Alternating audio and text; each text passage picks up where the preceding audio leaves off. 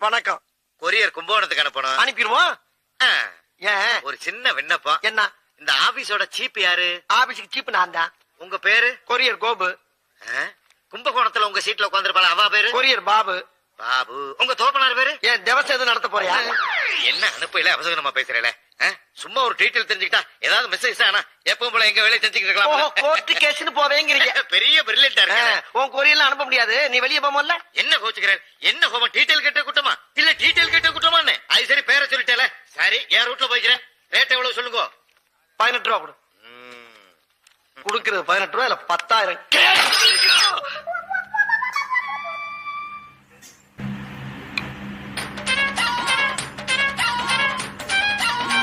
என்னையா இது? அவசரப்பட்டு குத்தி உடைச்சுட்டே. என்ன ஏதுன்னு என்கிட்ட கேட்கப்படாதா? சரி, என்ன இது? என் பொட்டாட்டி ஆசை ஆசையா என் மருமகனுக்காக வச்ச